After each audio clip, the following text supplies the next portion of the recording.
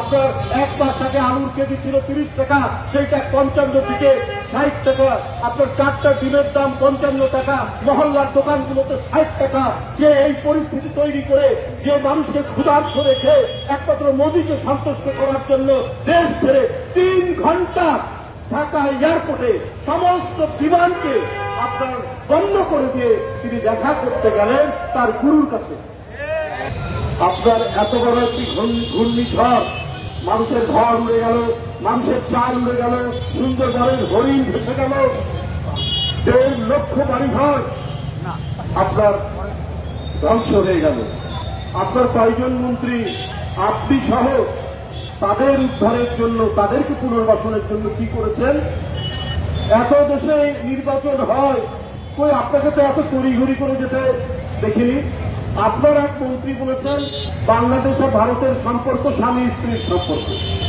এখন তো এটা প্রমাণ করলেন আপনি। জনগণ বলে আপনাকে দিয়ে নাকি মোদী সাহেবরা পাইলট প্রজেক্ট করায়, যেখানে কি করে কারচুপি করতে হবে, কি করে জনগণকে দমন করতে হবে, কিভাবে বিরোধী দলকে মিথ্যা মামলা দিয়ে তাকে জেলে রাখতে হবে, সেইটাই নাকি অনুকরণ করেছেন মোদী সাহেব। একই রকম ব্যাপার। মোদী একবার বলেছেন যে গান্ধী ছবিটা নির্মাণের আগে কেউ গান্ধীকে চিনত না, অথচ 1930 সালে তিনি টাইমস পত্রিকায় ম্যান অব দ্য ইয়ার হয়েছে। গান্ধীর শান্তিবাদী আন্দোলন, উনি তো ভারতেরই নেতা, গোটা বিশ্বব্যাপী সমাদৃত।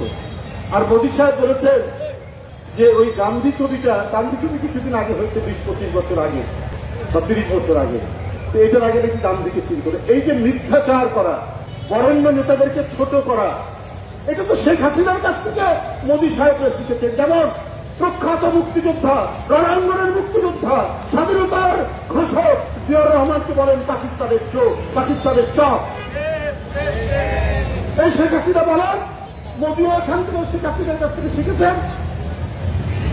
শেখ হাসিনার কাছ থেকে শিখে তিনিও তাই করছেন। ভারতের যারা বরেণ্য নেতা তাদেরকে ছোট করছেন, তাদেরকে অবমূল্যায়ন করছেন। যা শেখ হাসিনা পথ দেখিয়ে গেছে সেই পথ দেখাচ্ছেন তিনি। বন্ধুরা আমার, আজকে তিনি যে একটা স্বৈরাচার ফ্যাসিজম তৈরি করছেন, জনগণের সমস্ত অধিকার কেড়ে নিয়েছেন, মানুষ যে একটা রুদ্ধশ্বাস পরিস্থিতির মধ্যে দিন যাপন করছে, মানুষের সীমিত আয়ের মানুষরা প্রান্তিক অবস্থায় চলে গেছে, পিঠ দেওয়ালে থেকে গেছে।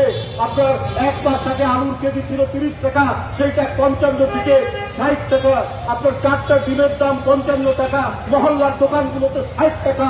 যে এই পরিস্থিতি তৈরি করে যে মানুষকে ক্ষুধার্ত রেখে একমাত্র মোদীকে সন্তুষ্ট করার জন্য দেশ ছেড়ে 3 ঘন্টা ঢাকা এয়ারপোর্টে সমস্ত বিমানকে আপনার বন্ধ করে দিয়ে তিনি দেখা করতে গেলেন তার গুরুর কাছে। তার গুরুর কাছে দেখা করতে গেলেন শেখ হাসিনা। তাহলে আমরা কি বুঝবো? যে শেখ হাসিনা ধরেই নিয়েছেন অবাধ সুষ্ঠু নির্বাচন হলে তিনি ভোট পাবেন না।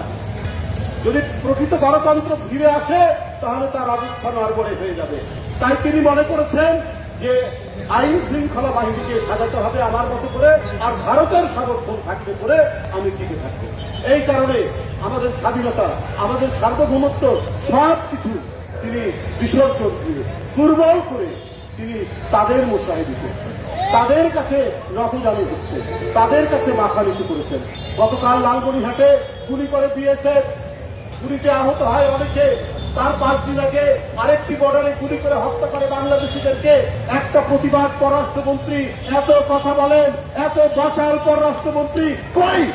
মেরুদণ্ডে জোর থাকলে একটা প্রতিবাদ করতে পারতেন ভারতের বিরুদ্ধে, একটা প্রতিবাদ করার তো মুরত নেই। আর বড় বড় কথা বলেন, নিজের দেশের লোক বাংলাদেশিকে হত্যা করেন আর পূজা করেন দিয়ে মোদী সাহেবের। আপনাদের লজ্জা করা উচিত।